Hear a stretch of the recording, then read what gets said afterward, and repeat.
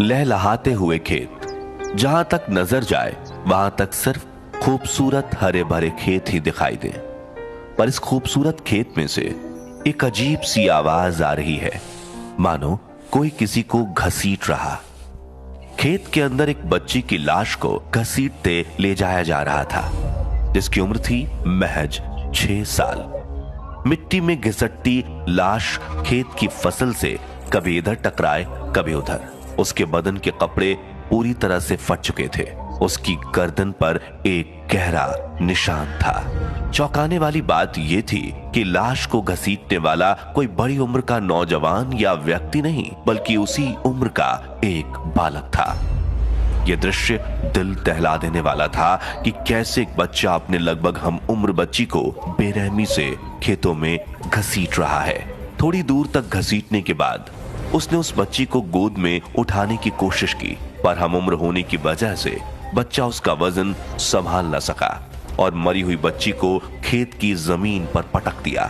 कुछ देर बाद वो बच्चा रुका और उस बच्ची की लाश को देखकर जोर जोर से चिल्लाने लगा, जैसे मानो उसे डरा रहा हो। चिल्ला, रो के दिखा, चिल्लाना। अब क्या हुआ? अब नहीं रोएगी, अब नहीं रोएगी।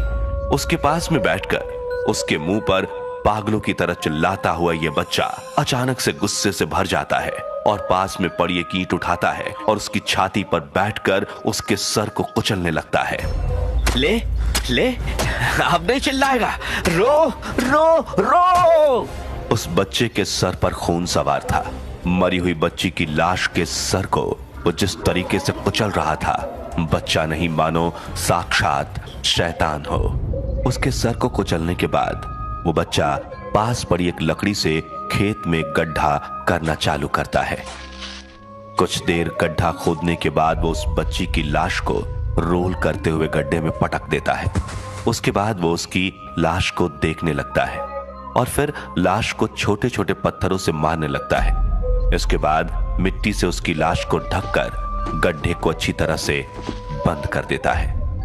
क्या दुश्मनी रही होगी उस बच्चे के इस मासूम से, या यूं कहें एक मासूम की दूसरे मासूम से, जिसने उसे यह भयावह काम करने पर मजबूर कर दिया। गड्ढे को ढकने के बाद वो बच्चा खेत से बाहर की तरफ जाने लगा। बड़ी ही सुकून के साथ वो चल रहा था कि मानो कुछ हुआ ही ना हो। दुनिया में बहुत सारे छोटे छोटे उम्र के हत्यारे हुए, लेकिन ये कुछ अलग था। बिहार में आमतौर पर चोरी, डकैती, मार काट होती ही रहती थी, पर ये कुछ अलग था। छोटे बच्चे खेल खेल में एक दूसरे को धक्का दे देते, पर यहाँ एक बच्चे ने एक दूसरे बच्चे की जान ले ली थी। बच्चे को मार कर लौटते समय यह हत्यारा बच्चा गांव में सीना तान कर गांव के बीचों बीच से चलकर आ रहा है। कुछ लोगों ने इसे आवाज भी दी, पर उन लोगों को अनसुना करके वो बच्चा बस चलता रहा। उसकी बनियान पर खून के कुछ छींटे भी थे, जिस पर लोगों का ध्यान नहीं गया। गांव में अक्सर बच्चे मिट्टी में खेलते रहते हैं, जिसकी वजह से उन्हें चोट भी लगती है और उनके कपड़े गंदे हो जाते हैं। यही वजह थी कि खून के छींटों पर शायद किसी का ध्यान नहीं गया। जब बच्चा अपने घर पहुंचता है तो वो घर के अंदर जाकर चुपचाप शांति से बैठ जाता है, जैसे कोई ध्यान लगाकर बैठा हो। उसकी बड़ी बड़ी आंखें बस दरवाजे की तरफ देख रही थी। इस उम्र में बच्चे खिलौने के साथ खेलते हैं, लेकिन ये बच्चा उन सब से अलग। कौन है ये बच्चा जिसने इतने घिनौने अपराध को इतनी सफाई से अंजाम दिया? इसकी आंखों में एक अलग सी हैवानियत थी। छोटी उम्र में जब बच्चे खेलना कूदना सीखते हैं, 7 साल के अमरजीत साडा ने किसी और चीज को ही अपने गले लगा लिया था। कुछ तो था जिस कारण अमरजीत दूसरे बच्चों की तरह नहीं था।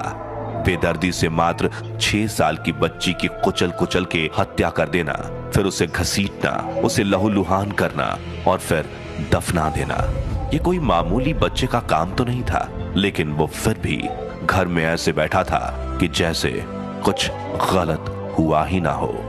इतने में ही एक आहट होती है।